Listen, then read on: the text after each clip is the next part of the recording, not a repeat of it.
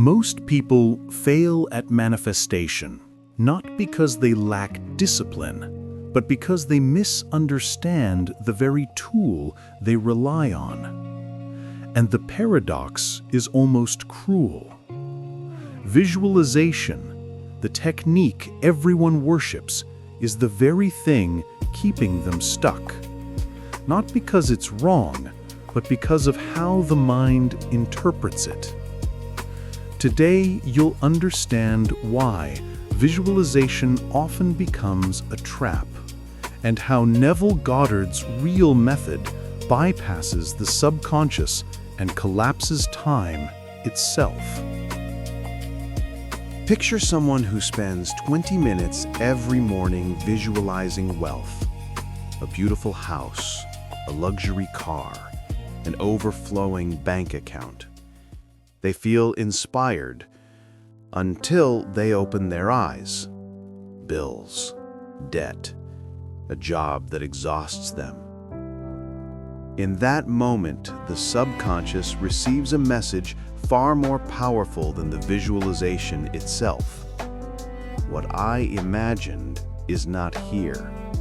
It belongs somewhere else, not in my life. This creates a psychological gap, a distance between the dream and the self. And the universe simply reflects that distance, not as punishment, but as obedience. Neville Goddard understood the failure point. He said, "Do not visualize the desire, assume it." Visualization is like watching a movie. You see your dream from the outside as a spectator. Assumption is different. You enter the dream. You feel from it, not about it. You occupy the inner posture of someone for whom the desire is already a fact. The subconscious doesn't respond to imagery. It responds to identity. And identity is felt, not seen. New York, 1933. A starving dancer broke during the Great Depression. Neville wants to go home to Barbados, but he can't afford food, let alone a ticket. He visits his teacher, Abdullah, a mysterious Ethiopian rabbi who teaches metaphysics. Neville explains his situation. Abdullah responds with one sentence: "You are already in Barbados." Neville thinks the man is insane. He stands on 72nd Street in Manhattan. But Abdullah insists, "Tonight, sleep in Barbados. Feel the bed, hear the tropical night, smell the ocean, see New York from Barbados, not the other way around." No ship, no journey, just the state. For days, Neville falls asleep inside that feeling. And then the letter arrives. A fully paid ticket, $50 for clothes, every expense covered. At the port, he's upgraded to first class. Not because he visualized, but because he assumed. Be honest with yourself. When you visualize your dream life, a small voice whispers, "This isn't real." The brighter the dream, the deeper the contrast with the present. Visualization shows you what you don't have. Assumption shows you what you are. We don't visualize what we already possess. You don't visualize having hands. you have them. There's a deeper danger. Visualization becomes emotional escapism. A temporary high. A private cinema where your problems don't exist.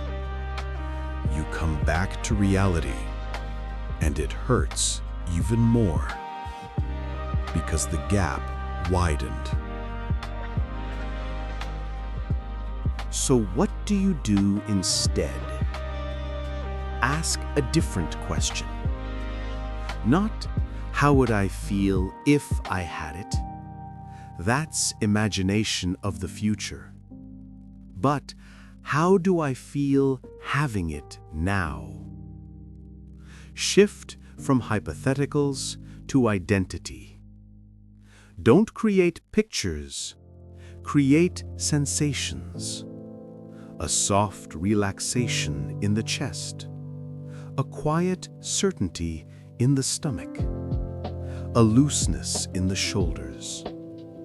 Identity lives in the body. So what do you do instead? Ask a different question. Not, how would I feel if I had it? That's imagination of the future. But, how do I feel having it now? Shift from hypotheticals to identity. Don't create pictures.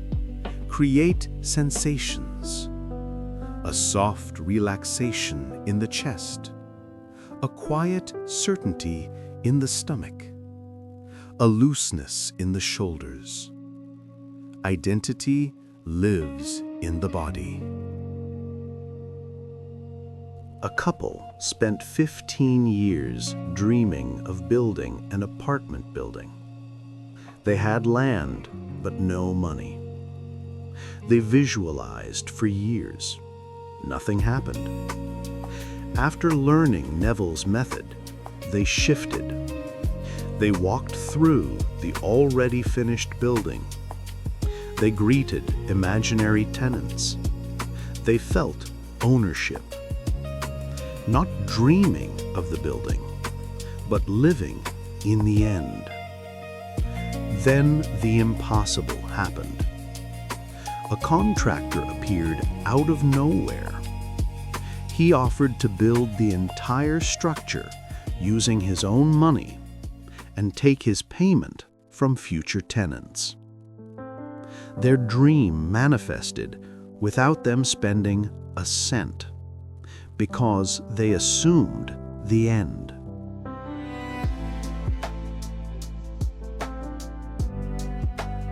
Neville taught, use the senses, not sight alone. Not the image of a car, but the steering wheel's texture, the weight of the door, the sound of the engine. Not the picture of Barbados, but its humidity, its breath, its atmosphere. Reality is defined by the senses. This is Neville's most radical idea. Physical reality is the illusion. Imagination is the real world. The physical world is a delayed mirror. You smile, the mirror smiles back months later.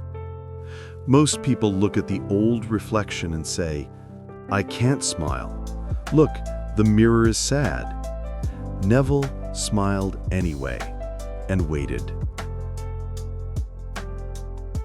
Morning. Identity first. Wake up and ask, if I already had everything, what would my first feeling be? Move from that feeling. Day. Live from the end. Not thinking about wealth, being wealth. Micro behaviors. The way you walk, hold your cup, breathe, speak. Evening. Sats.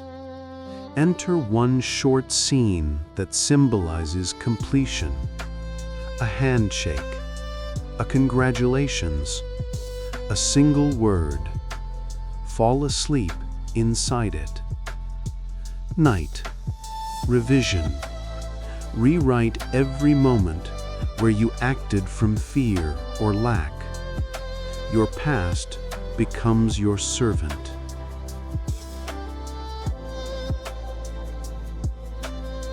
Reality will resist at first.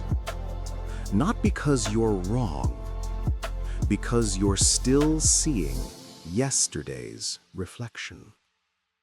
Don't correct the mirror, correct yourself. Identity comes first. Reality follows. If you're still here, you're ready. Close your eyes. Let go of pictures. Let go of effort. Let go of wanting. And feel the simplest truth. I already am. Stay there. That's the real method.